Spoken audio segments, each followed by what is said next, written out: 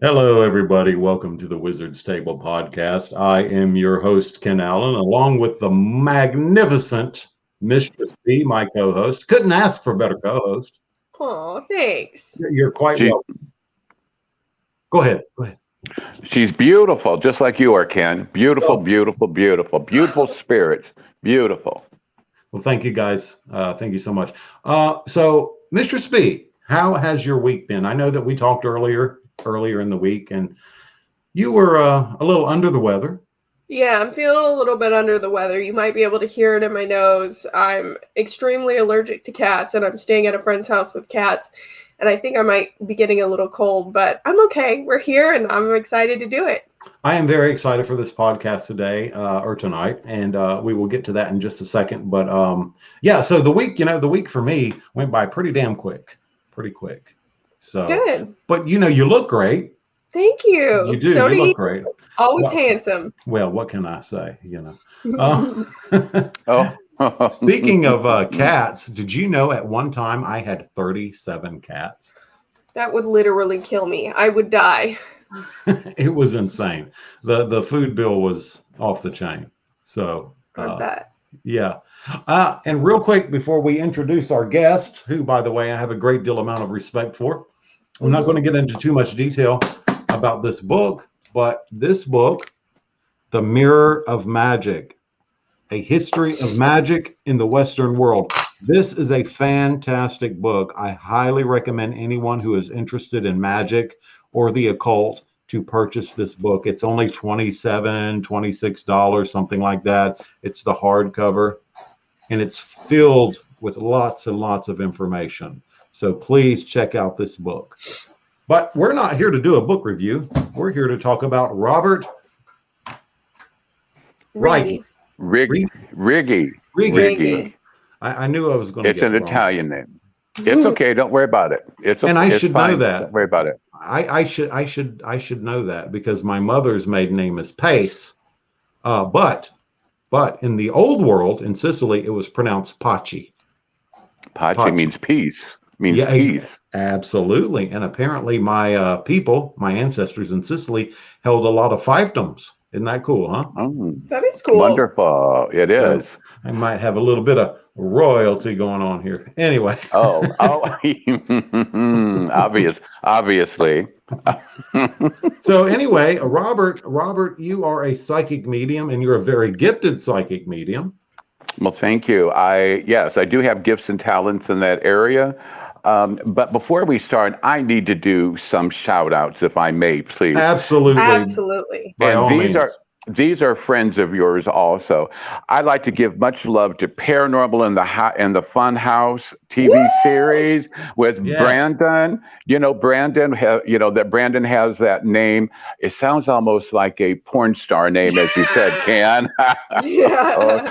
Karoti, and also Stacy Parkinson and Jason and Kareem. And anyhow, those guys, those people are fantastic.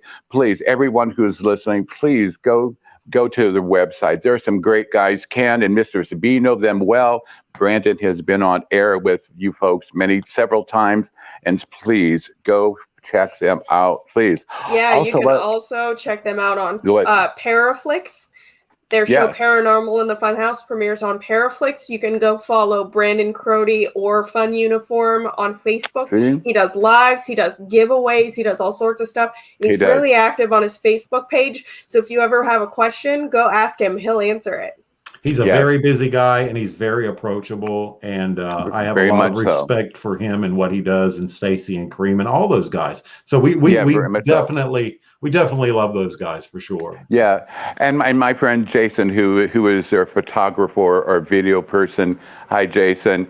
And also, I have to give a shout out to Danny. He is with the Michigan 69 podcasts, where it's always mind blowing and interesting and educational. I was on air with Danny several weeks ago, and it was a fantastic program. And so I just need to give some shout outs. And to my friends here, Lynn and Jan, I'm down in their basement. I call it the catacombs down here. It's very Oh. dark and spooky. Maybe you can see. But anyhow, so I'm down here. And also to Evelyn and Clark. Hello, guys. I appreciate you folks listening in. They're very, very good friends of mine, and Michelle in Michigan, and other people that I will give a shout out later on. But let's get to the meat, if I can use that term, and what we're Uh, going to be talking about. Absolutely. You know, Yeah, sure. Let's do that. Why don't you tell us, a little bit before we actually get into, because everybody knows we're going to talk about your interview and your experience being in the presence of such a horrendous creature called the Ted Bundy. that is correct. Yes. But Something why don't you tell us a little bit about your journey about as a me. psychic medium? Yeah, tell us a little bit about you. Okay. Okay. My first experience is when I was 4 years old, and I'll be 67 in November, and it's just gotten stronger and stronger. I must tell everyone that I am Roman Catholic, and my spirituality is based on my Roman Catholicism. I do not try to convert anyone to Christianity, to Islam, or to Judaism, or Hinduism, or anything. But my own spirituality is based on my Roman Catholicism. It's very, very important to me. Also, I must be very honest with people, in which I am, that I am gay. I want people to feel comfortable with me. It is very important. If I'm going to be assisting them, I want them to be comfortable with me. And if they don't feel comfortable in any of those areas, I will refer them to people that I have relied on before, and they're experts in that area. So I want people to feel comfortable with me. It's very, very important. At any, and so I'm also a forensic psychologist, and being a criminal profiler, as well as having my private practice, you have to have this trust within the client or person that you're helping. It's very, very important. And my brothers and sisters in the paranormal field, you have to build that trust when it comes to, bless you, Mistress B, bless you. Thank you. But anyhow, we have to build that trust, so we can help them. Okay, so please take the time and talk with them, get to know them, engage them. And also, I must tell our brothers, my paranormal brothers and sisters, that we must validate in what they're saying. It is their experience. It's not mine. It's not yours. It is their experience. So validate what they're experiencing, please. Over the years, my gifts and talents have gotten stronger and stronger. And what separates me from other psychic mediums is the fact that I have a degree in forensic psychology. So I come from the psychological side as well as the paranormal side. And they work beautifully together, beautifully, because more times than not, in my experience, is that there's always a psychological side of a paranormal event. Yes. Some emotional things have happened. Some traumatic life change, could be a divorce. It could be a change in a living, and it could be a lot of things. It could be suicide. It could be a lot of things. So I always show, when I do seminars and different events, I always bring an onion with me, which I should have today, and show this onion, because as we know, an onion has many, many layers. So we need to start peeling back the layers of the onion to get to the core of the situation. And when we get to the core of the situation, that is when we can begin to assist them. Absolutely. Yeah, I And, agree. and so there are many, many things that I do within the field. I mentor 15 children, in which I will call children of the paranormal. Some of them have this magical side of them, which is fascinating to me. That's why when I heard of the Wizard's Table, I wanted to reach out to you folks to help me with three of these wonderful children that have some magical aspect of their gifts and talents. Because that is not my, I don't know much. I mean, I know some things about magic, but not a lot. And so I work with them on their psychic ability and their mediumship, but I need to learn from you folks about magic and the different types of magic, and how one needs to use it appropriately and wisely, and not to go to the dark side. That's very, very Absolutely. important. Okay. So I'm asking for your help sometime. Maybe we can get together with these children and families.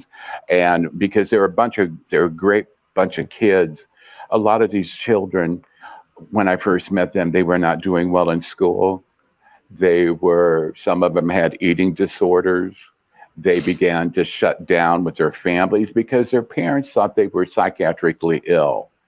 And Mhm. let me tell you, after being with them, they are no more psychiatrically ill than the man in the moon. Okay. But they started to they became loners. They started to stay in their rooms a lot. Their grades were terrible in school. Some of them attempted suicide. Some of them attempted to start self mutilating themselves, you know.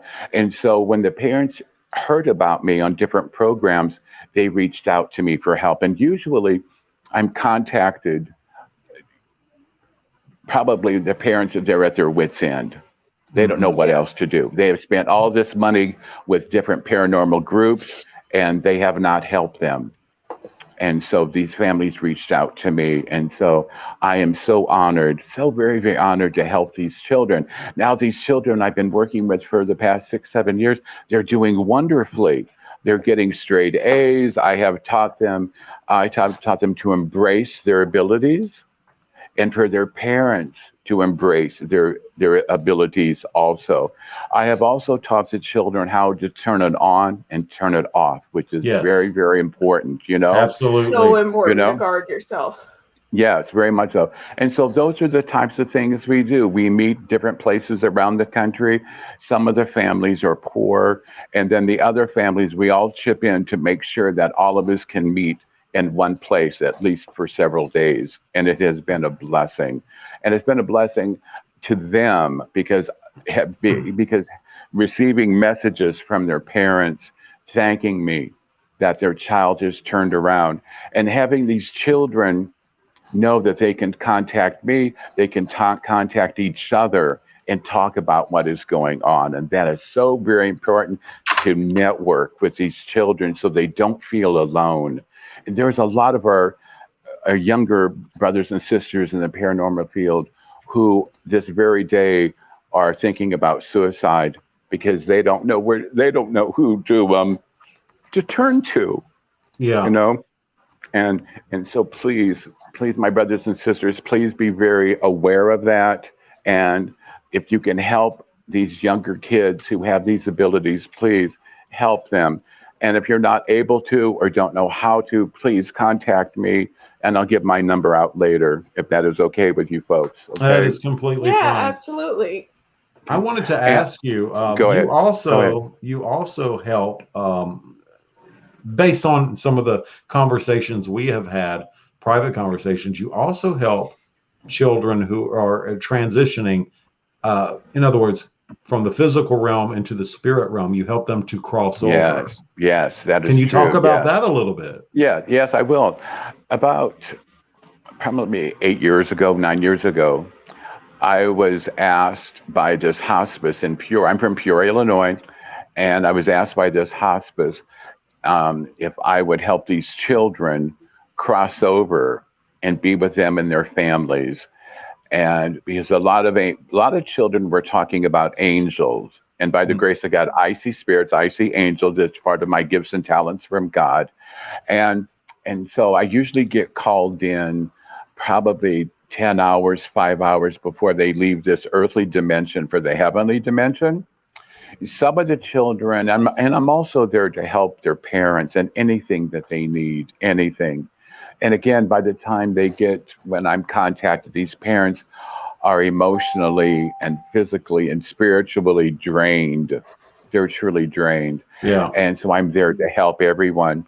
And sometimes when I walk in the room, the children will say, "What has taken you so long?" They had no idea I was coming, or their parents did not say that I was coming to see them, but they just felt. And so we have that connection, that spiritual connection already. Not religious connection, but a spiritual connection. Sure. And Sure. so I Absolutely. So I help these children, and sometimes I will sing to them. I will, and the parents are always within earshot or eyesight. You know what I mean? The doors never close. Everything is very transparent. Okay. I want the parents involved in their very last moments of their child's life, because Yes. when God takes them home, that's it. There's no more, you know what I mean? So they Yeah. need to verbally, tell these children, tell these beautiful creatures from God how much they are loved and how much they are cared for. And so I get into bed with some. Sometimes I ask them if I could hold them, and the parents said yes. Okay, and and so I talk to the children about angels, and about they're going to a place where there is no more pain, there's no more sorrow, and they're Hmm. going to go to a place where there's lots of children waiting for them. These children that they have met at like St. Jude's Hospital, or in different hospitals, children's hospitals around the country. And I tell these children that they're waiting for you, and you can play baseball and you can run, and there's no more wheelchairs, Right, right. you know, and Yeah. and and so I help these children, and at times the parents will also see these beautiful angels. There will be a bright light shine in the room quickly, and the child will say, "Do you see that angel?" I said, "Yes." Explain to me what he looks like. And a lot of time it is he or she. But anyhow, so they will say in gold robes. Sometimes they have wings, sometimes they don't. And the room air begins to change. It becomes more calm. It Hmm. becomes more tranquil. And then the angel's getting closer. The child's heart rate begins to change, get faster. Respirations are changing. So it is going to be within minutes or seconds that this child will be leaving this earthly dimension for the heavenly dimension. That's when I tell the parents, this is the time, please crawl into bed, hold Michael, hold Matthew, hold Gracie, hold Anna, and tell them how much you love them and be with them. And I tell the child too that I can only go part of the way on this beautiful journey, but this beautiful angel is here coming closer and closer to you. And this angel will take you on your journey to heaven. I can only go part of the way with you. Well, let me ask you And when this. you go Let ahead, me ask you go this, ahead, Robert. go ahead, Tell go me a ahead. little bit about what you can talk about, obviously, without revealing anyone's personal identity, names, anything like that. Uh-huh. You have experience with exorcisms. Yes, I have. Yes, and two exorcisms. I can say their first names. The exorcism of Kevin, and that was sanctioned. Both were sanctioned by the Catholic Archdiocese of Chicago, and I was involved in Kevin's exorcism, and we can talk about that on another program. Hmm. And also the exorcism of Vivian. Vivian's exorcism took a longer time because she she was born and raised in a satanic family. Oh, okay. Oh. She was ritually abused sexually and emotionally. Oh no. Her personality splintered. Some people would say that she had different personalities, okay? But what happened was that only one of the personalities was possessed and the others were not. So Wow. the challenge was to to integrate all of her personalities except for the one that was possessed. Is that And that something took is go that ahead. something that's common for you to try and do exorcisms, or is that something that you get Uh, rarely? I don't do. I'm not an exorcist. I'm not. But I called the Diocese of Peoria, and every diocese in the United States, they have someone who knows something at least of the paranormal. Yes. And if they don't, then they will contact a senior priest or a monsignor, and then they will take it from there. But I was involved because Kevin and I had a connection, And so I was allowed to be there with him. In fact, that he stipulated that if he was going to, that he agrees to this exorcism only if I was there. And so I was Wow. there within the room, and Vivian's also. And so Vivian's exorcism was totally different than what Kevin's exorcism. And sometimes we can talk about both of those or just one at a time, because how Kevin found out about me was through, he lives about 5 hours 4 hours from me, from Peoria, in this town. I can't mention the name of the town, but anyhow, he was at a St. Louis baseball game, and he was talking. There's somebody behind him were talking about me. They heard me on the radio and everything, and so he turned around and asked them if they had my telephone number because they needed help, and that's how Kevin reached out to me. So I believe that God puts us where we need to be at any given time. That there is a reason for everything that happens. It just wasn't by chance that Kevin and his girlfriend sat in front of these people that had heard me on a podcast. Well, let me Everything ask you Yeah. this. felt good. Let me ask you this. Sure. Wait, Ken, before you go, I have to laugh because both Ken and I are both romantically involved with men named Kevin. That's very true. It's very true. That's very true. Oh, I've never been with a Kevin, so or well, Ken, or Try it, it's Ken. great. Is that? okay. Lord have mercy, Jesus, y'all. What I wanted to ask you was, Right. while you were present for these exorcisms, because Right. I've done exorcisms before, Right. some of my methods would be considered very unorthodox, but whatever, they work.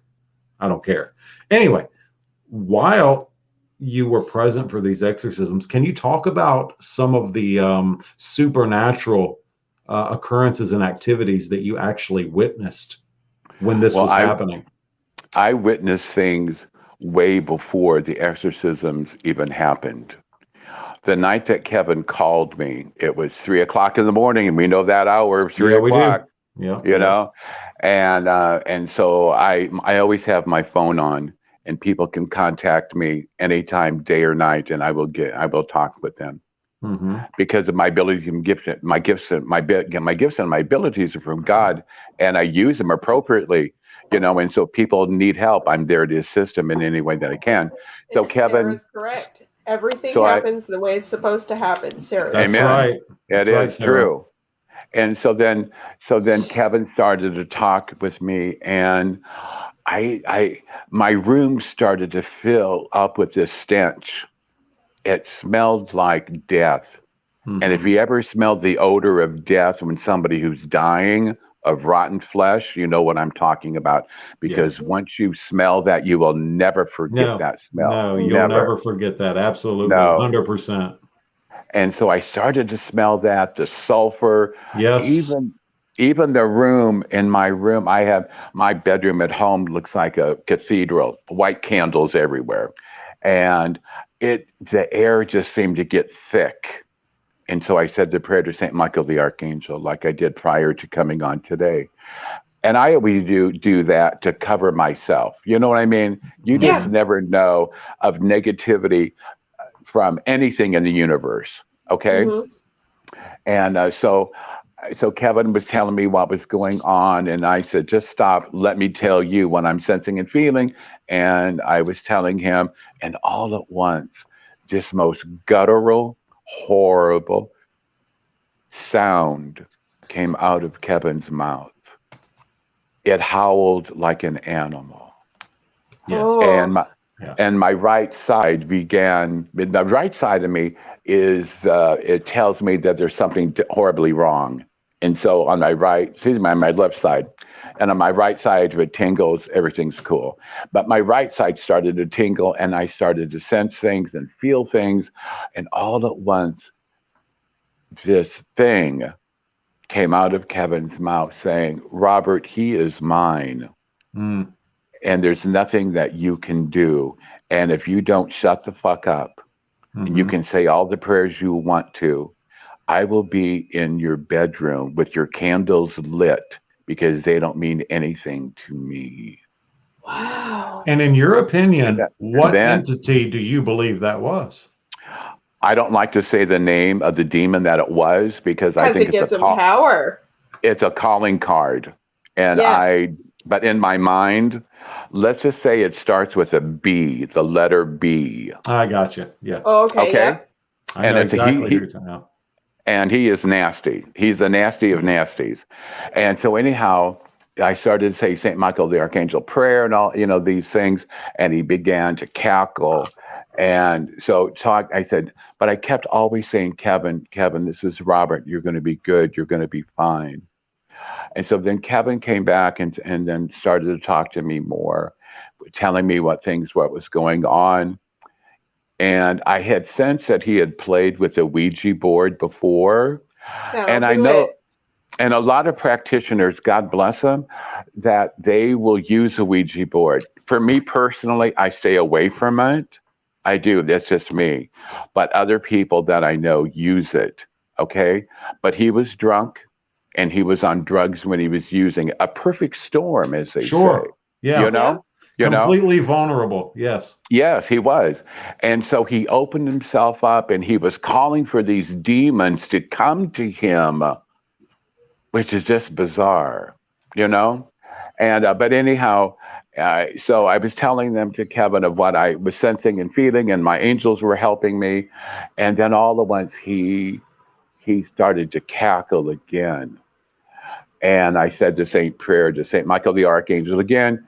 And again, this thing uh, said that he is mine. You cannot help him.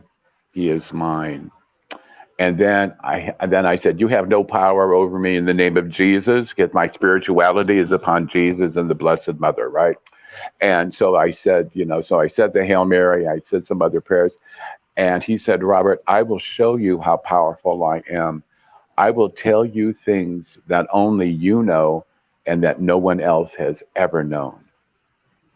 And so That's one of anyhow, the he common began to tell. sides of exorcism. Yes. I was listening to this podcast that I love. It's called Time Suck. It's done by a comedian, Dan Cummins, but he does an amazing job. He was doing the exorcism of Annalise Michelle, and he went through one of the common symptoms of possession that the Catholic Church has to have. And one of Hmm. them is telling secrets that nobody knows. Yes. Yes, yes, and that's what happened. He told me things that no one would know, especially Kevin. Kevin never heard my podcast. He never heard me. He doesn't know who I was or am. Mm-hmm. And so he told me about things like I can say some of the things that he said. He said that I was adopted. Kevin would never know that. Mm-hmm. But he said other things. And Ken, remember what you and I talked about earlier about going to this boys camp? That's right. Yes. Yes. Okay, that's what this demon brought up, and I have never spoken about that on the air. Never have I. And so it's things like that. This demon wanted me to know, and then some of the candles started to go out in my room. The room now began to it was filled with stench. It was filled with death. It was filled with negativity. And then the phone died completely. The phone died. I could not get back to Kevin. Kevin could not reach me. It took an hour. But anyhow, I took Kevin wanted me to come out. He started to see blood. I saw blood also. I told Kevin I could not come out because I'm not going to go anywhere. And my brothers and sisters in the field, please, if you get a call at 3 or 4 o'clock in the morning and you have to drive 4 hours by yourself, don't go. Always go with someone. You have to protect yourself because there's a lot of freaks out there. You know what I Yeah. mean?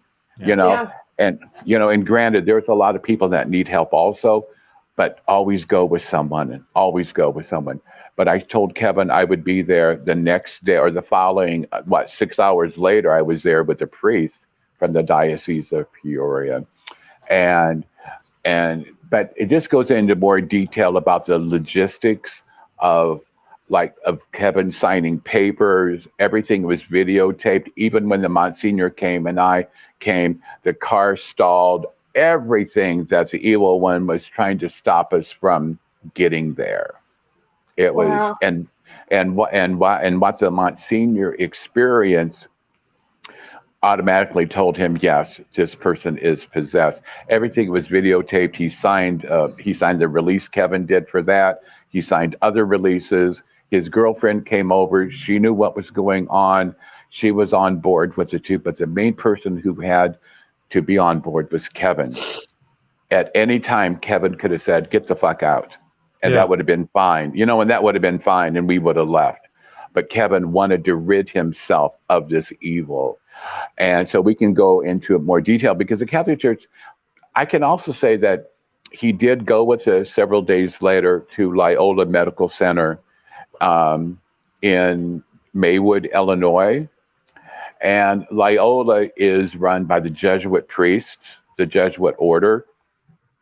And so he went through a lot of psychological testing.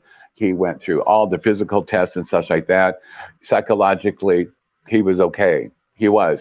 Granted, he did have issues with alcoholism and drug addiction, but when it came to his mental stability, he did not have any psychological disorder whatsoever.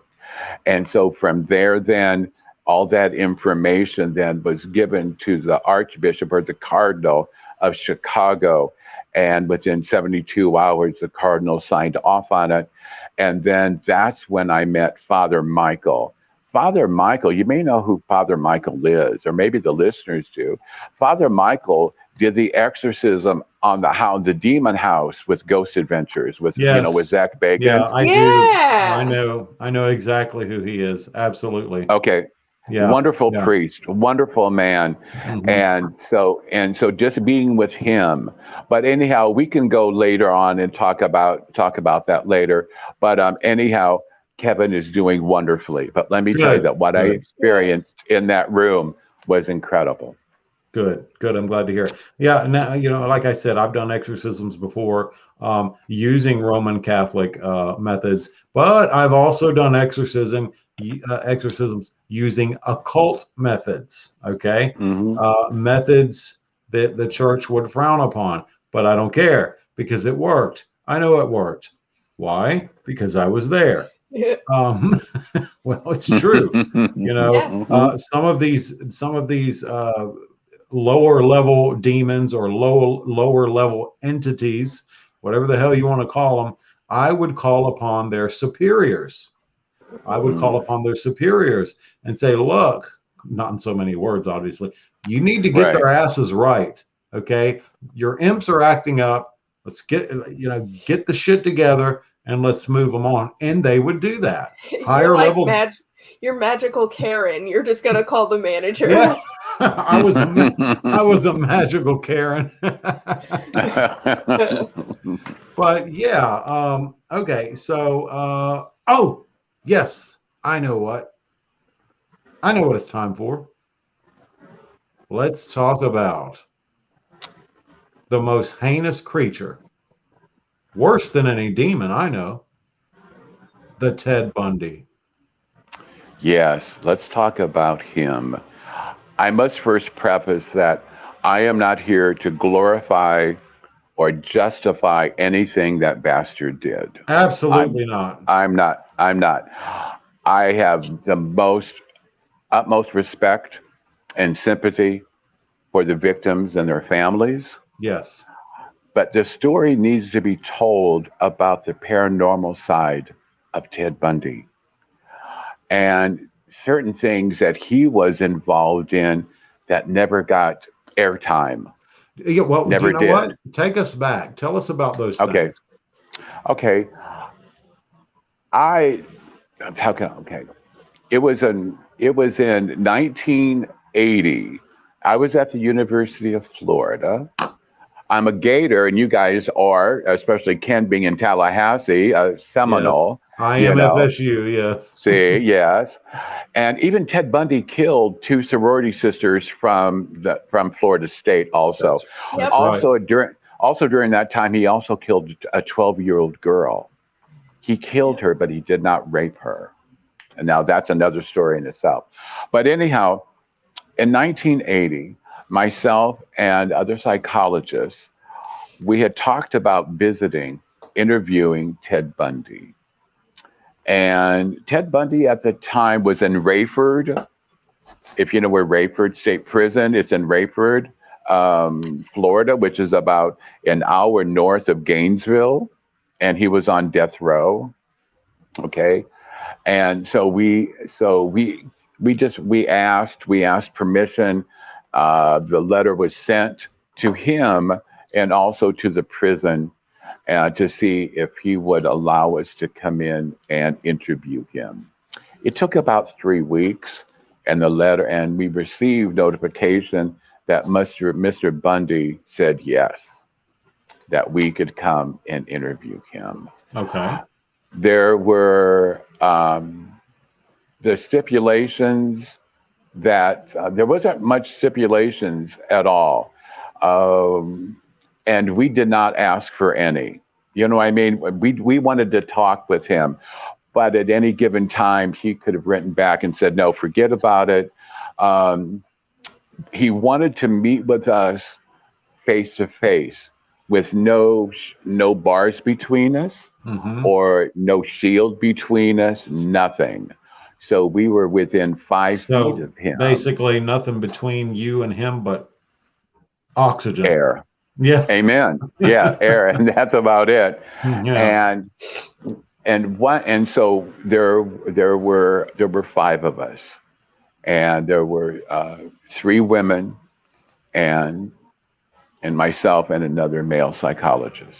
And he requested that there be females there. Yeah. Oh, yes. And we had planned to have females there because the females, the psychologists, were going to dress in different attire. One wore a very, very tight sweater. She was well endowed. Okay. Another one wore a nice work suit, very nice suit, very nice clothing. The other one was in gym shorts, very, very just very, very casual. Oh, wow. Okay. And we wanted to see what enticement that was. And it worked. Yeah. It really, really worked, you know? And so we got permission. We went there. But the backstory of Ted is a story of lies, deception, of him growing up. He never knew his father. Some people will say that his father was his grandfather. His mother would never say, never. Ted also wanted the best things in life, but his family was very poor. His mother had him at a very young age in Vermont, and her name was Louise. Her first name was Eleanor, but she went by Louise Cowell. And so she was an unwed mother. She was at home. She decided to keep her child, and what she did, on the birth certificate, it said father unknown. And back then they would stamp bastard on it. In 1946, that's what they did. And so anyhow, so he never really knew who his father was. Even he went to the grave not knowing who his father was. He thought that it turned out to be that his mother he thought for many, many years that his mother was his mother, but it wasn't. It was his sister.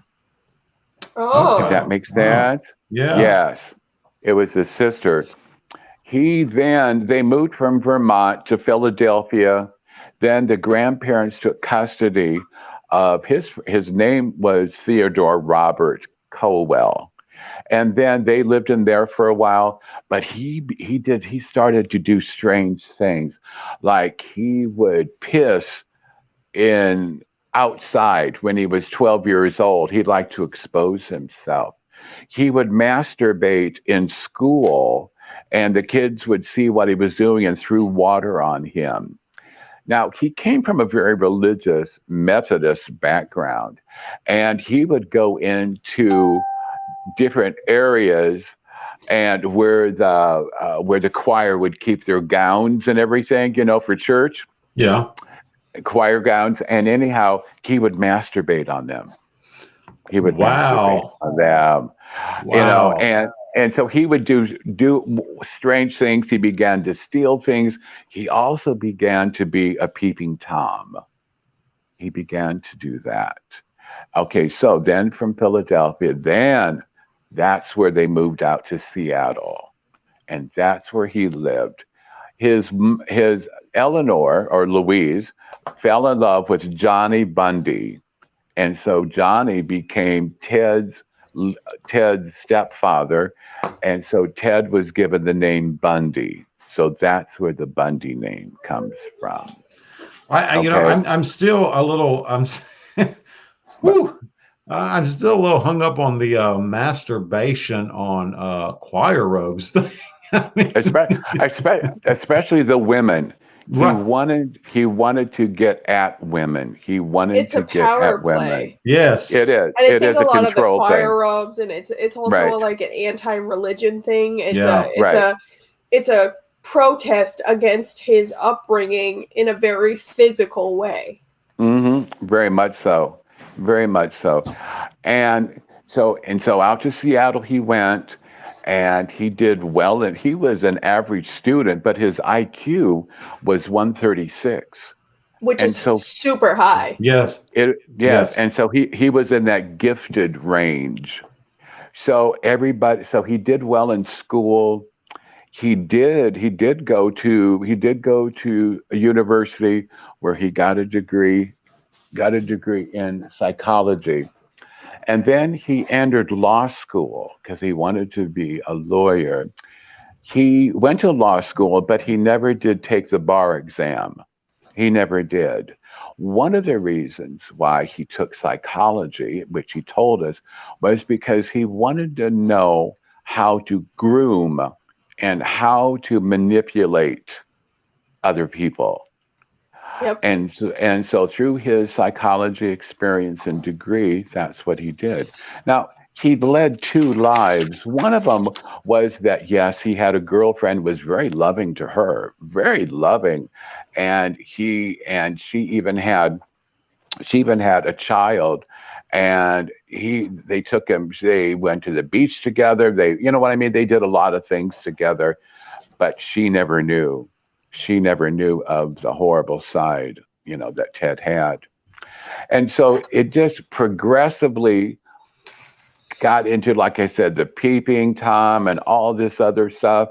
And his first person that he killed, he said that it did scare him.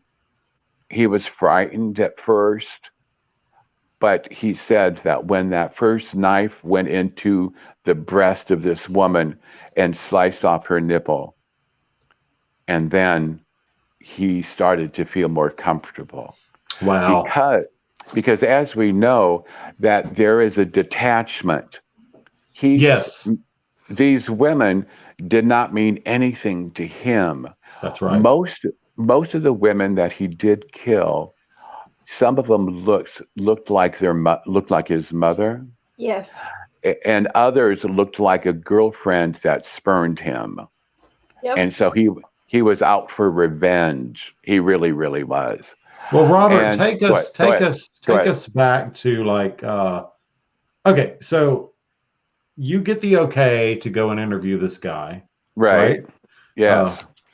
So when you first That walked into that room, and what was it like to actually walk in there, sit down face to face with him? Like you said, no bars, no plexiglass, no nothing, just right. air. What was it like to sit down and be in the presence of such a fucked up, heinous creature? Right. So we walked in, and he was not in the room. And also, real yet. quick, as a psychic medium, I know you could feel that shit deeply. Yeah. What did that feel like? Yes, very much so. And we'll go into the paranormal side of him and the crap that he was into, because it has never been divulged before until now what he was into. Because if you read everything on Facebook or in Google about him, not once was the occult ever mentioned, not once at all. But I'm going to tell you of what he talked about. Okay? But here we are sitting in this room waiting for him, and the air is thick. I mean, you could cut it with a knife. We were all prepared and expected. We were expecting the unexpected, if that makes sense. Okay. Yeah. Because with him, you never knew. We had 2 hours with him, but at any given time, he could have said, "Cut it off. I'm Yes. done." You know? And so we had questions already that we wanted to ask him. We did not have to submit these questions at any time at all. And so he walks in and he's shackled, and the room even becomes the energy in the room. You could feel it. You could feel the bad energy. You could It was feel the palpable, right? negativity. Oh, very much so. Yes. It was something that later on that I experienced with the exorcism of Kevin. You know what I mean? With the negativity and things like that. And so he sat down, and so we introduced ourselves, but he wanted to focus on the women. That was his main thing. And we knew that. So we wanted to play into that to a point. Okay. And so, but we were sitting like 5 feet away. I mean, it wasn't very, I mean, it was very, very close. And to be that close to a serial killer, that was creepy. It I'm really was sure. creepy, Yeah. Um, and so the questions that the others asked were about, did you hate women, those types of things early on? Did you ever find out who your father was? Those types of things. Okay. And but anyhow, that's what they asked. But Ted, when myself and the other male psychologists asked him questions, he always kept his eye on the girls, on the ladies, always. And he would say, "Ooh, that's a nice sweater. That's a nice tight sweater. I wonder how sharp of a knife that I would have to rip that open." He would say that? That's Yes, terrifying. Wow. yes, yes. Wow. But these women knew not to respond, Yeah. not to Yep. respond to it, just ignore it, right? Because the more they ignored, it turned him on. It really turned him on. He even got more excited about it. Yeah. And so they would ask questions about his family, about growing up. But what I asked him was about Ed Gein. You know who Ed Gein is, Oh, Yes. right? yes, Oh, yeah. sir. Absolutely. Yes. Yes, because someone had told me that he had an obsession with Ed Gein. He did. Yeah. And so I talked to him about that. And so he talked to me. He looked at me and said, "What do you know? What do you want to know about Mr. Gein?" He called him Mr. Gein. He didn't say the animal Mr. Gein, not at Mhm. all. He Right. called him Mr. Gein like he was a friend of his. Yeah. And I said, "I want to know what the fascination was with you and Mr. Gein." He said, "I am more sophisticated where Mr. Gein was a doofus." Again, that is Wow. playing into Wow. Ted Bundy's narcissism, Yep. narcissism. Okay, Yeah. but just talking about that and talking about how Ed Gein, and he got really into detail about how Ed Gein would skin his victims and do this and do Mhm. that. And he Mhm. said that's how he knew how to cut and how to dissect well, is because of Ed Gein. Yeah. Yeah. Okay.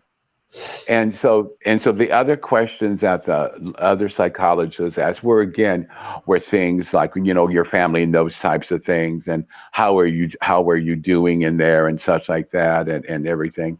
But sometimes he would just look. But when he looked at me, especially, his eyes got dark and they were blackened. I'm glad you It bring He that up knew. because I wanted to it was ask you about his his any demeanor. right his demeanor and any changes in his physical appearance. Right, right. For me, he did. It was stone cold. When you looked at his eyes, there was nothing but death and evil behind them. And I felt that.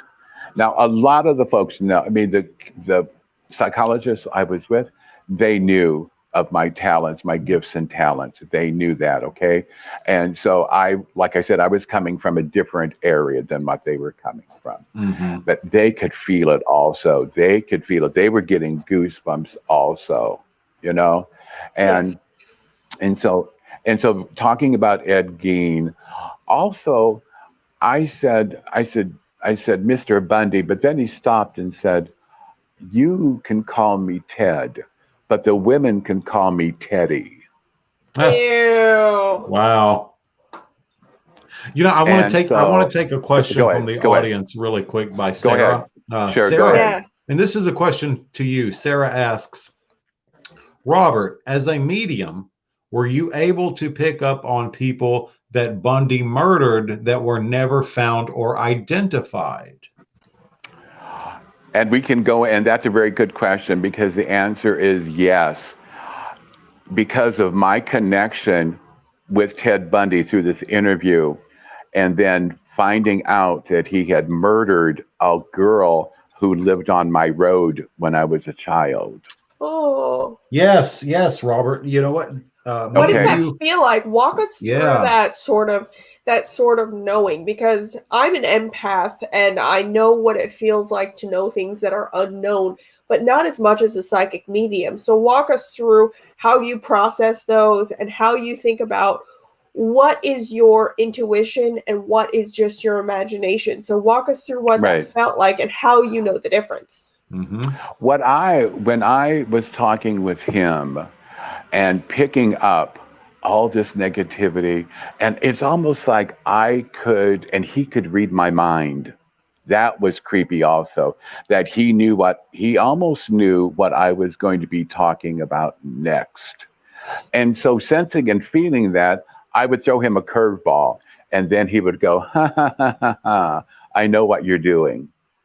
And Yeah. so he had some abilities also. Okay, and I went there with an open mind, and I wanted him to validate what I have experienced through my spirits or angels prior to that. I wanted to feel the pain and the anguish that these poor women, these poor victims went through.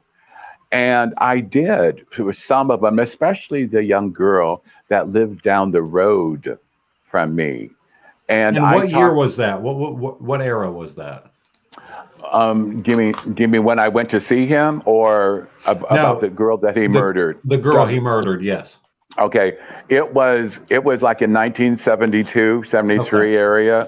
era, because I was just a child then, excuse me, and that I was in high school. But it happened in 73. But going back to what Mr. B asked, it was it was everything that I thought it was going to be, and even more.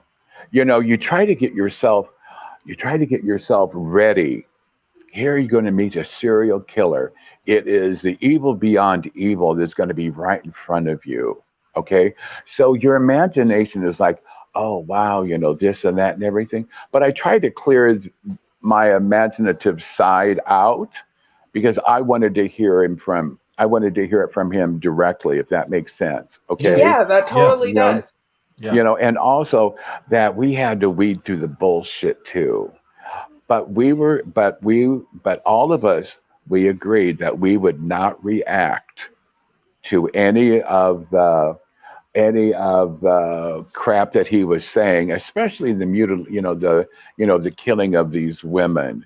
Well, That we would because not react like like that, and nothing like that at all. That we were very stone faced. And then because again, he said, I know what you're doing because he said, I am a psychologist also. So Mm, he knew that, you know what I mean? So yeah, he knew how to play the game and he played it sure, very, very, very well. It's sure. crazy the But there's, amount of go ahead. intelligence that he had and Oh, the yes, just intuition that he had. And actually one of our viewers has a question. Does he have sure. PK, which I'm assuming is psychic knowledge? Do you think he had abilities? I'm sorry. Say that again, let Mr. Shabby. Say that again. Do you think that Ted Bundy has psychic abilities? Yes, very much so. Yes. He was so in tuned with the dark side. Yeah. Okay. He was so in tune with the dark side, and he had played with the Ouija board, and we can talk about that next. Well, And hell, that he baby. played with the Ouija board. Well, hell, girl. I mean, Go ahead. I'm in tune with the dark side. I play with Ouija boards, but I don't go around fucking killing people and shit. You I've know? been to Ken's house Right, and I right, lived to right, tell the right, tale. Right. right. Sorry. Go ahead. Oh, I see. Ted Bundy is messing with us now. He is. Because right now you guys went in and out, and I cannot hear you folks now. Can you hear Oh me? no, I can hear Absolutely. you. Yeah. Yeah. Okay, so did you see the film? Did you see anything going on? Like I couldn't see your face for a moment. Did you notice that? I was looking at my notepad. So I saw a Oh, little okay. flicker. Okay. Okay. But anyhow, for a moment I could not hear you. It was all garbled and I could not see you for a moment. Do you think he's Okay. pissed that we're talking about him? Oh, very much so. Because very much so because we are talking about him, yes, but not we're not glorifying him, and that's what he wants. Even from the other side, he wants to be known as the best serial he's killer so ever. Well, he egotistical. can kiss my ass. He's so egotist. He is Yeah, he's very so much so. egotistical. He wants attention. It doesn't matter if it's negative, positive, whatever. That's so funny. Laura Romaine says her Okay, screen went fuzzy. Yeah. Yeah. She did. She says like it and glitched. just yes, and just now, Ken, when you were talking about him, Hmm. your voice was garbled. That's so odd. But knowing him and how he was in the occult, he killed animals. Granted, it is talking in one of his biographies or bios that he did torture animals, but he he he even tortured more than just animals. Okay, Yeah. he wanted them to suffer greatly. He would name them, and he would name them female names: Well, that's the part of the dog, the homicidal cat. triad, isn't it? Yes. Yes. Right, yeah, Yes. it is. It is very much so. And so he exhibited all these things early on, that he was not going to be well adjusted, but he lived two lives. He was a sociopath. He was psychotic. He was a narcissist. Okay. And so when you get this combination together, and also it was almost like that he split, that his personality, there would be weeks on end, days on end, that he was with his girlfriend, living with her and her daughter, and lived beautifully together. Even the girlfriend has stated that they treated them like a queen, very much so. And it took them a long time to understand what was going on because they saw this other side of him. But eventually, it's the murders, these heinous murders were were constant compared to the good side of him. Robert, Okay, to the best of your knowledge, how many people did he kill? Now, kill. I'm just guessing. I guarantee you, there's some that he never confessed to. But to your knowledge, Right. as a psychic medium, Yeah, what Hmm. did you how pick up? what did you pick up as far as possibly a number, if you can give a number on how many women he Okay, did kill? it had to be over 150. Wow, Wow. He wow. only he only confessed to 30 to 50, But at the very end of his life, he went to the chair in '89. But anyhow, he he wanted to get out and about, and he thought, well, I can manipulate them. I can get out if they want to see where these girls are buried at. Yeah. Mm-hmm. And so he lied. He lied a lot. And so they would take him to different places around the country, and he got to go out and see this stuff and everything. And some he was very, very correct, and other times he just wanted to manipulate them, and he did manipulate them beautifully. And he was a He great did. manipulator. What did those Oh, he was. spirits feel like reaching out to you, especially the ones that were unnamed and unknown? What does that feel like to you? Well, this is to be. I must tell everyone that that someone calls me and they need assistance, they need help, I ask my angels. I want to feel the pain and the anguish, the frustration that these folks are going through. And with these spirits who Ted Bundy killed, murdered, who have never been found, I reached out to them and told them that I am there for them. And I wanted to feel everything they felt. I wanted to feel the frustration. I wanted to feel being terrified. I wanted to feel the pain that they went through. And at times I was given that opportunity, and it does work on one.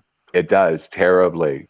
But I wanted to feel that. I wanted to feel the how someone could be so heinous against another human being. I wanted to Absolutely. feel that, you Yes. know, and but the paranoid. But going back to the occult or the Ouija board, he would like play with the Ouija board. He would put a dead animal on the board and talk to the board. He told me that the board talked back with him, but with him, you never know. But I believe that he was truly possessed. I do. Yeah, I that brings me to I'm glad you said that. So, okay, you say he was possessed. So you obviously feel that there were very dark and very demented spirits that were influencing him to do this shit. influencing him, correct, but we all have free will. He knew what he That's was right. doing. That's He knew what right. he was doing. He could have said no and turned away completely, but he didn't. Absolutely. But he didn't. Absolutely. He That's fed into where that. I think that's Go where the ahead. psychosis and the psychotic nature of it comes into play, because he was intelligent enough to know what he was doing, but I feel like Oh, if he was possessed, and honestly it would make sense that he was, something about him as an Mhm. mhm. empath feels dark to me. And when you were talking about the spirits and their pain, I almost started to cry, and I've got goosebumps all over my body because of it. Mm. I feel like he knew that there was something darker going on. He just didn't care. Yeah. Right. And Yeah. he didn't. And he didn't care. Also, I have never said this to anyone. So this is the first time. So this is the first time with, my paranormal brothers and sisters that I have talked about the occult side of Ted Bundy. And like I said, you can go online and you will never see anything like that at all. Because people didn't care back then. You know what I mean? They just Right. didn't, and but so we were with him, like I said, about 2 hours or so. We were asking more questions. He was looking at the women more. They were asking him questions about his family being raised. Someone asked him because they had heard that he was tortured, right? Being tortured before he died. Remember, we had talked about that earlier, Ken. Yes. Yeah, I asked you Okay, about that. right. And what he said was that he was raped by 4 men while he was on death row. Now, you can take that as it is. The jailers, when asked about that later on, they denied everything, of course. Mhm. And so I thought to myself, you know what? If anybody needs to be raped, God forgive me, it should be you, Ted Bundy. You know what I mean? Absolutely, yeah. You know, Right? you With know, a you with know, a with a concrete dildo, in my opinion. A rusty Right. crowbar. Oh, she is vicious. Wow. But anyhow, but he did say um, that he was raped, and I thought, well, you know what? If that's the only pain that you felt, that's nothing compared That's of right. what you made these other women and Absolutely. families That's feel. right. You know. So How then did after you deal with go ahead, that? go ahead. How did you deal with that? Because I know as an empath, taking on that much pain Hmm. as a person, it wears on you. And I know that Oh, as a psychic medium, it must be much worse because I can only feel living spirits that I know of. I've felt some unliving spirits, and it hmm. almost made me pass out. How did you deal with that? One has to get ready, like when I do any event or when I'm helping someone, like with Kevin, I try to cover myself with white light for Mm, protection. I try to center myself, um, and that helps me greatly. And I have to always remember that I am there to help them. They're not there to help me. Okay. And whatever I'm going to experience is going to help the other person because I will then understand fully what they are going through.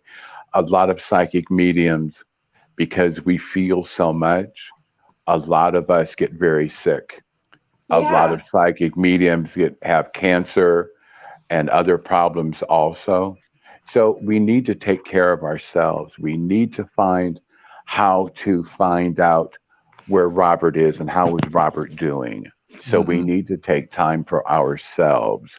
And for me, going on the silent retreat, which I just did, which was difficult for me because I can't keep my mouth shut, but I did. But anyhow, went on this silent retreat because I needed to center myself. I need to center myself for today's program because I knew what I was going to feel. And I feel Ted Bundy. I feel him laughing in my ear. I sense that. He is not happy in what I am saying and what I'm going to be saying next. Well, you know what? But That's He can good. fuck That's off. good. We don't care. Good. Yeah, he right, can fuck right, off. He Good. was a right. horrible person. And for you, Mistress B, to say that, you're saying that for all the women that he murdered. Absolutely. Absolutely. Absolutely. Yeah. Amen So, and hail Satan, baby. yeah, and you can be more of an advocate for those of our sisters who were murdered than what I could ever be. Because hearing that from your mouth and saying that, because no one else has ever said that. No one has.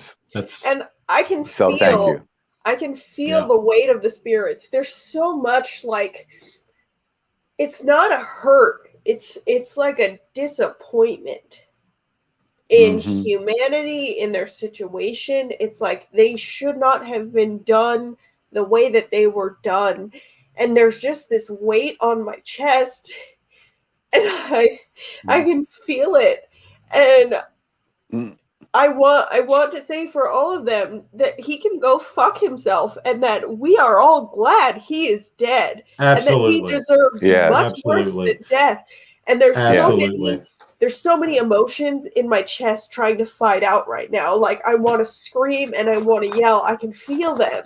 And you know what, Robert? I want to say this, Yes. and Mistress B, I also want to say this, and to our audience, I want to say this.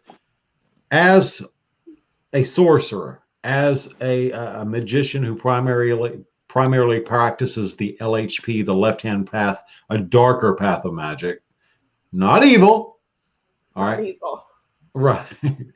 I just want to say that my experience with working with demons, angels, and jinn, you know what? I have never in my life seen as much evil come out of a spirit or an angel or a demon or a jinn. More evil has been wrought and forged by the hands of human beings than any spirit could ever fucking possibly do. And Ted Bundy is one of those human beings. John Wayne Gacy, Ted Bundy, Jeffrey Dahmer. You know, you hear all these names, but no name strikes fear. No name strikes fear more than Ted Bundy. Mm-hmm. You know, you could say Amen. Satan, you can say Lucifer, you can say Belial, Beelzebub, Asmodeus. You could say all that shit. But as soon as you Mm-hmm. say Ted Bundy, that's a whole different level, baby. That's a whole different ball game. And I It think the is. reason that it's such a different level is because Ted Bundy brings to the forefront those worlds of both spiritual and physical. Because if you are somebody of magical or some sort of paranormal path, you understand what Ted Bundy was going through, in that, like, there was something about him that was completely different and completely dark. But even on a physical level, especially if you were religious, you can realize that he was such a monster that those worlds just meet and mesh in this ultimate evil. Yeah. But you know, with his dabbling or whatever with killing animals and Ouija boards and shit, you know, whatever occult practices he may or may not have had, he was a goddamn failure. Yeah. Mm-hmm. He was a failure. So Yes. you know what? He said, "Fuck it, I'm going to resort to the knife," and that's what he did. Mm-hmm. And Yeah. and he committed necrophilia. Yes, he did very much so, and that is, you know, it's granted is one, and also that he decapitated 12 of the women, and he kept their heads as trophies. Jesus He Christ. did. It's because He did. the Yes. face in the head is where the Right. spirit resides. Yes. That's right. And so just hearing him say that, and when one of the other guys asked him about him decapitating women, he smirked, Hmm. and he would, and I remember him saying, "It's just a head. It's Yeah. just a head. That's all it is. It's But it's just a not. head." So, No, many no. people don't know. I actually have a degree in forensic anthropology, so I Mm-hmm. know a lot of the, like, technological sides of, to be basically blunt, of decapitating someone. It is not Right. easy to decapitate somebody. It's not as easy Mm-hmm. as it looks in movies. It's That's No. right. really hard to do. No, it's very, very difficult to do. You just don't get a butcher knife, and of course, it's very easy to slice the front part of the neck. It is the back that is most difficult. It takes strength to do it. It really, And really does, it and takes it's a torturous. finesse. Yeah, it Yes, takes a finesse to get through the neck bones. They are so yes. nested in there. It's like as if Hmm. you put your hands together and try to cut through them. It's a Hmm. lot. And And Yes, and the thing that's so sickening about all of this to me is Ted mhm. Bundy had a passion for what he did. he did. He had a passion for it. It was a spiritual thing for him. It was. and just and just now, Ken, when you were talking that way, you were cutting out Well, just now. What do you think? What spirit? So you said you believe he was possessed. What spirit do you believe possessed him? If you I feel think free to talk about it. I remember the spirit, the Eve, the demon that was in Kevin. It was a different one, but it wasn't the B, but a demon. His name started with an F, if that makes sense to you. F, the letter oh, F. okay. Okay. Okay, Yep. Yep. okay, okay. I truly believe that that spirit had entered into Ted many, many years prior to that. Many, Ken, many have you years. work with this spirit? Right. I'm I'm sorry. Were you sorry? talking to me? I was writing something down. No, you're okay. Ken, have you work with the spirit without naming him? Yes, I have, and I've had no bad experiences whatsoever. But then again, I have a strong aura, a strong You presence, do. and a strong personality, and I take Mm-hmm. control and command when I'm working with demons like that. So they know Mm-hmm. not to, push me in a way. And Right. There's a mutual respect there. Right. I can definitely vouch for Ken's spirit. Ken has a very heavy presence. When you get around Ken, it feels like you're holding a 200-pound rock in the best way. But do you think that this spirit was capable of that evil to a person who doesn't have that sort of spiritual control? Based on his attributes or its attributes, because it's a sex changer. as well as a shapeshifter, yeah, it could do that. Sure. Okay. But I've never had Okay. any bad experiences with that spirit, again, because of what I said previously. Right. And so that's Yeah. good, you know. But the thing is, Go- I don't carry around this big freaking ego that needs to be fed, you know? Right. Ted Bundy Very much did. so. Right. Very much so. But so like I said, I was coming from the paranormal side, but I was aware of that I needed to be conscious about the women who we killed because they are our sisters who were murdered. Some will never be found, never be found. Others were found. Others, like the girl that he murdered that lived on my road, she, like a lot of kids in the 70s, were hitchhiking. And unfortunately, she was in the Pacific Northwest. Ted Bundy knew that area very well, of Seattle area, Washington, Oregon area. He knew that. The Green River, you know, he was out there also.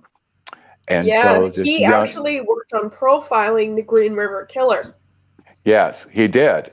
And he thought that was one of his great accomplishments. Ted did. He So thought that was, go I ahead. have a question about these Uh-huh. women that have never been found. Did they give you locations to where their body was found, or did they just bring their spirits known to you to know that they would never be found because they weren't able to give you their location? Great question. What I sensed and I felt, it just happened. It just wasn't one night. It was over many nights that I asked to feel of their spirit because I wanted them to be in peace. I wanted them to cross over. I asked them, I would ask them from my heart, where are you located? Can we come? Can I help you? Can I bring some solace to your family? And what I sensed and felt was, I'm buried where I need to be buried. And that it's been so many years. If I had that information and would give it, it would open all those wounds back again, you It know? would, yeah. And so I'm very happy. I'm very pleased in one sense that they never told me where they were at. But on the other hand, and then I realized that if I did say something to the families and they went there, and then it would just bring up even more, you know what I mean? A lot more pain and sorrow. Okay. It's been 30 plus years, 40 years, you know, since all this has happened, you know, and so it's time to give it, I want them to be at peace. And if Yes. they're, Yeah. and if they're at peace, I'm at peace. Yeah. Okay. What does When it feel like when you feel one of these spirit messages? As an empath, like I know what it feels like when I feel a message, but I'm interested to know the difference between what we feel and how Right. you know it's a message. So what does it feel like when you receive one of these messages? It is, it's like a waterfall of sorrow. It just Ugh. washes over Yeah. me like I'm feeling now, you know. And these women, that they pleaded and they begged for him to stop. And I would hear the screams interiorly from Have these mercy. women, Have mercy. you know, and not being able to do anything. And even today, I'm affected by Yeah. this. You know, it's difficult, but I wanted the ladies to know. I wanted these victims to know that they did not do anything wrong. Not at all. It's Absolutely not. they did Yeah. not. You know, I mean, somebody said, well, you know, women want to be raped because of how they dress. Well, that's a bunch Which That of is that shit. bullshit. that is It is. It is. complete and You utter know, bullshit. That's bullshit. right. And then some people would say, well, you know, some of the people that Ted Bundy murdered. I'm sure they were dressed with, with whatever on. And I said, there's a human being. We're able and free to wear wherever we want to wear, Yeah. you know? Yeah. Yeah. And that just drives me nuts. But hearing from these women, it gives me, in one hand, it really, my heart is full of sorrow and pain and anguish for them. But on the other hand, I know that they're in a much better place. Well, let me ask you this, Robert. Some of his victims, again, as a psychic medium, and you are a very gifted psychic medium, and you are a powerful psychic medium. I believe that. I believe that. Um, and I'm not blowing smoke up your ass because I'm not the type of person to do that. You can ask Mistress B, baby. No, he doesn't care for that at all. Right. What I wanted to ask you is some of these victims, have they came to you and have you had to help them cross over because they were stuck here in this plane of existence because of the way they died, because of the horror they went through by being killed by this heinous man? The spirits who have come to me, these female spirits who have come to me, those have crossed over. Those are at peace. Okay. And the ones who have come, I would say 12 to 15 female spirits have come to me over all these years, and probably night to night, I hope some more will come to me because they hear what we're talking about. They're hearing this. Yeah. And Okay. they'll pull through. Yes. And so I want them to know that if someone is earthbound, that I am there to help them to I cross would like them over. also to know that if I can help, I'm here too. Hmm. Yeah, and And a that's lot one of of, my concerns is the fact right, that they may possibly still be right. earthbound because of the horrendous way that they died at the hands of this fucked up man. Right. But a lot of the female spirits who have crossed over, they are trying to help the other ones cross over. Oh, good. Okay. It's So a Okay. there's, sisterhood, it, unfortunately. it Yeah. is. It is. These ladies never knew each other. Right. The only thing they had in common was Ted Bundy. Yeah. That's all they had in common. And so a lot of these spirits who, like I said, who are already in paradise, and a lot of them immediately went to paradise because of what they went through. Yeah. We all fall short of the glory. We all do.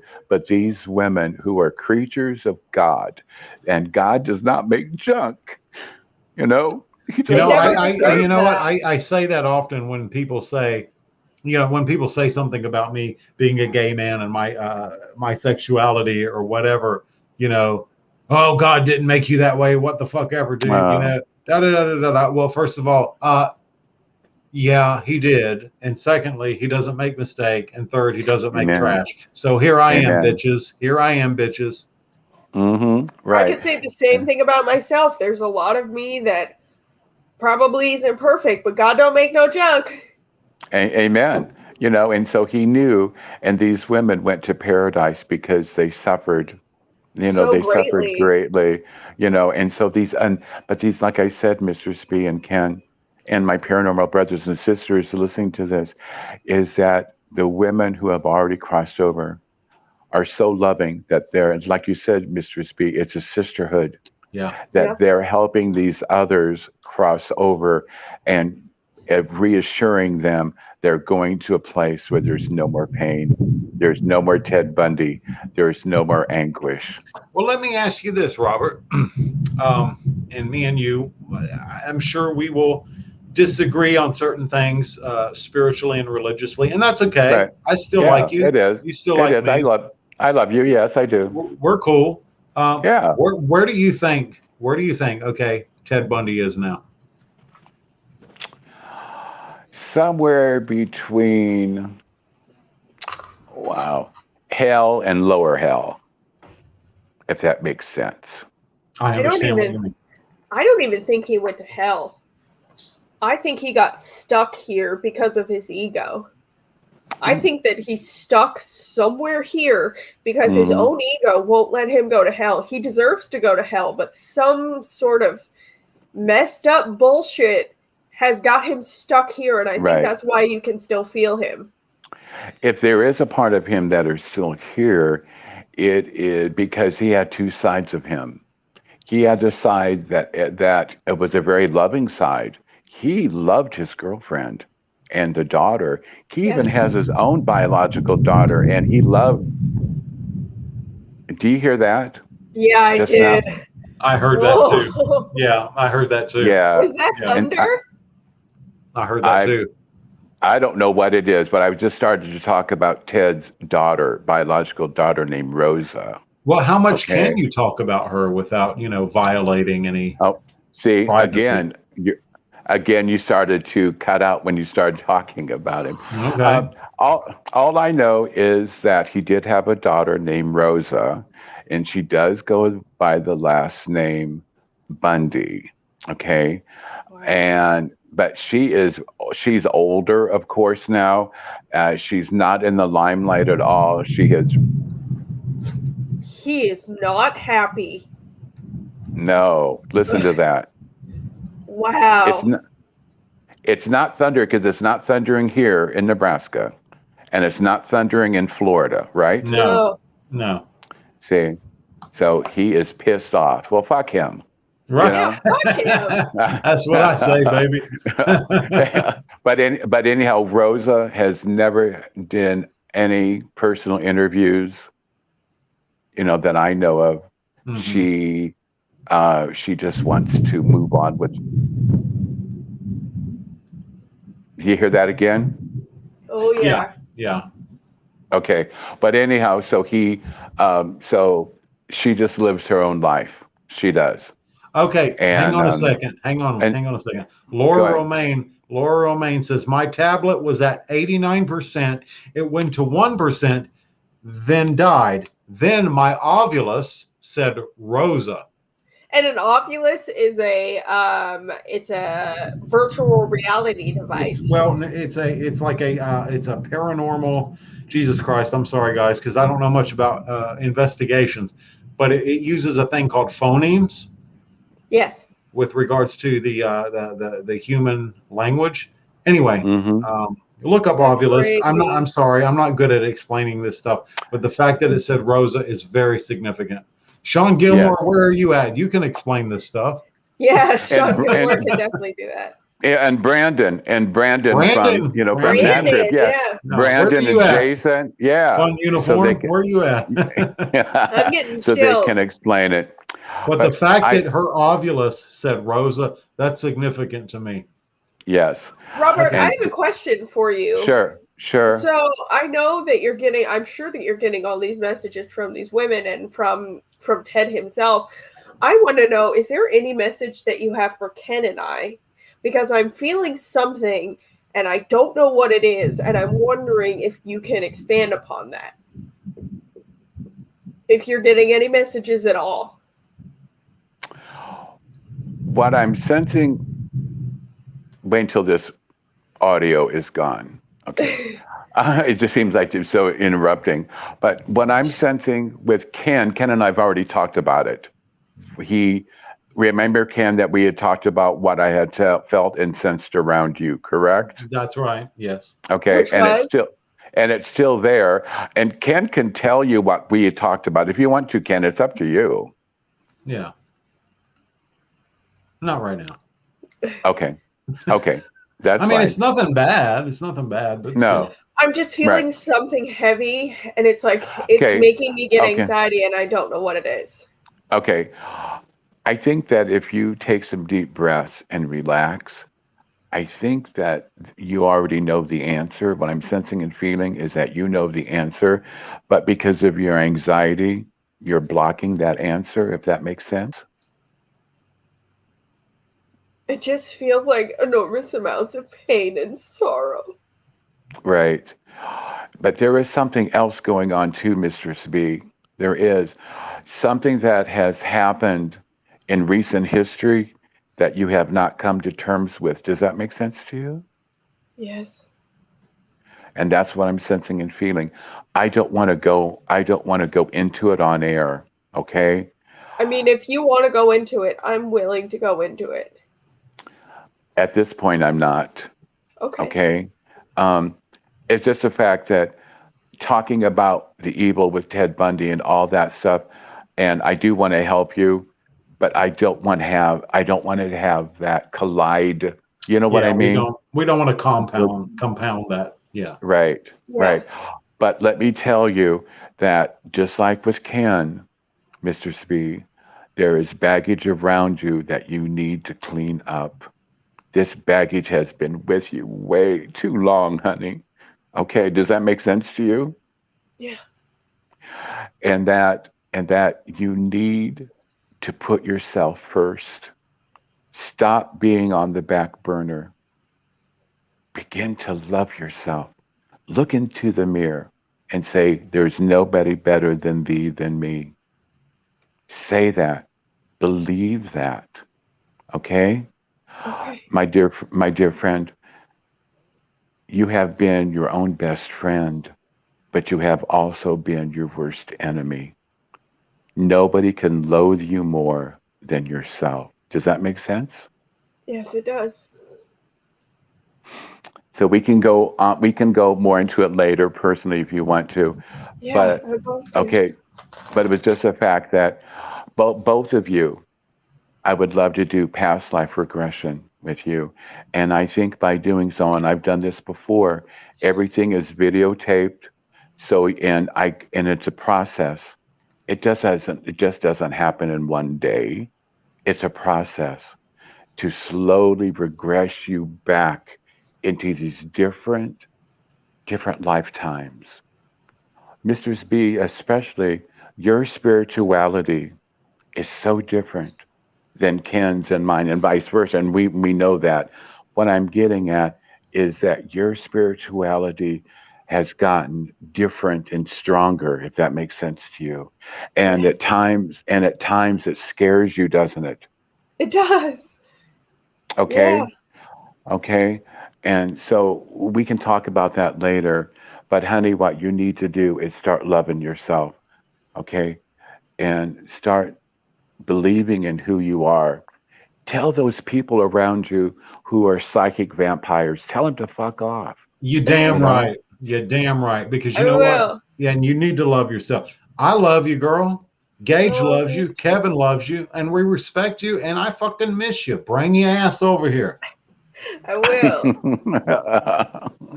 But anyhow, so we can go into more of that later. But again, Mr. Speed, please love who God has created you to be and not something that someone else wants you to be. Okay? There you go, Okay. baby. Please, There you go, baby. please. Robert, gay warrior, But baby. hey, it's over. But I have one more thing to say. At the very end of his life, I contacted the ward to see if I could see him being put to death, and I was allowed to. I was one of Oh, the 40. I was one of the 42 people that were there. Yeah, on a Tuesday in January. His last words were, Yes, "I, yes. I, I want all my family and friends to know that I love all of them." And then he smirked, and then old Sparky was turned on, and that was it. And they fried his ass. Amen. oh. They fried his ass. Wow. Wow. I want to thank you folks for today because our time is up, isn't it? Or pretty close? Pretty close, Pretty yeah. close. I mean, Yep. we covered quite a bit. You went into a lot of detail. I learned a hell of a lot more than I've ever learned from the news, the media, any documentaries, Hmm. even that thing that was on Netflix for a while. What was it? The Bundy tapes or whatever. Yeah. Right. You guys remember that, right? Yeah. I learned a hell of a Hmm. lot. I'd like to read. We have time. I'd like to read some of the comments from our Comments? audience. Oh, please. Yes, By the please. way, real quick, our audience, especially our loyal viewers, we love you guys so much. Thank you for coming back. Thank you for Laura, listening. Thank you. Sandy, Sandy Sarah, Griffin, Laura Romaine, Laura, Sarah. I mean, so many people. Nancy, Nancy, and absolutely. Sarah's husband, Robert. Robert, yes, Yep. Robert, and Jason. Thank you, Jason. Jason also went into more detail about the Ovilus. Jason says it generates words along with using the spirit box, asking questions, and see what words the Ovilus says and what comes over the spirit box. It's a crazy thing. Yes. So Thank you. fantastic. Thank you, Jason. Jason is my sugar bear. Is he? Oh. He's your sugar bear. Anyhow. Are you his sugar daddy though? No. We won't go into that. We're Okay. just friends. Anyhow, I love him. Love you, And Jason. Sean Gilmore says, "Hey, from our paranormal podcast, which by the way is a great podcast. Sean Gilmore, Brian Mersall. It's called Our Paranormal Podcast. You can find them. Also, real quick, I want to give a shout out to Chris Carr and Kristen Johnson from the Bigfoot podcast and the Bunny. Bigfoot and the Bunny. Oh yeah. And we cannot forget our great friends, Jean-Jerome Baldry, Teresa Slowinski from Ancestral Eyes podcast. They're incredible. Oh my God. Thank you guys so much for all your support. And of course, Brandon Crody, Fun Uniform. Yeah. Fun Uniform. Yeah. And Jason and everybody from the Fun House, because they are a good group of folks. Also, I must say hello to a group from Peoria, Illinois. They're called Host Ghost. And so with Nathan and Barbara and Mark, so hello to them. And again, my friends here in Nebraska, thank you so much for reaching out to me and loving me and supporting me, and for all my family and friends and for everyone. And let me leave you with this, that this is my motto, and it has been for years, is that we are spiritual beings in a physical body. That's Love right. everyone. Amen. Love everyone. Perfect. Well, we have so enjoyed having you on this podcast, and we very, very much appreciate it. Anytime you want to come back on, you are more than welcome, and we'll definitely talk more. Absolutely. Thank you so much. Thank you, guys. I Robert, appreciate you folks. Yes. Yes. Thank you, man, for coming back on. We're definitely going to have you come on again because you have experience also with Scott Peterson. Yes, and Lacey. Sure do. Scott Peterson, I do. Lacey Peterson, Amber Hart. Yes. Amber Oh, Hart. yes. Some people Yes. may not be familiar with that case or whatever. That case. Okay. And also that I write to the BTK killer. And so I will. Okay, cool. I did not know that. Yeah. So that was I just wanted to let you know that. So, and I write to these gentlemen one time, several times a month, and they write me several times a year. And, but anyhow, and also the son of Sam. And so his letters have changed from very dark to very light now, the son of Sam. Interesting. Oh, yeah, sure. And, but anyhow, I have one more thing that in my mind now is just like boggled if I needed to say something. And go ahead. I don't know. It just left my mind. And so I will have to wait till another date. But I love you, Mistress B. And if you want to get together with me sometimes and talk. Oh, I know. And Ken also, I want to give my telephone number out. And please, if anyone needs my assistance, and I do not charge for anything, my gifts and talents come from God. If you want to give me something, it's up to you. But my telephone number is 309-213-0325. If you need any assistance, please reach out to me. And if I can't assist you, I will refer you to someone who can. Okay? Absolutely. Love you guys. Love you guys too. Robert, thank you so much. We appreciate You're it. welcome, And brother. we will have you come back on again. And blessings from the holy powers to you, my friend. Thank you. Love all of you. Bye. Bye. Bye.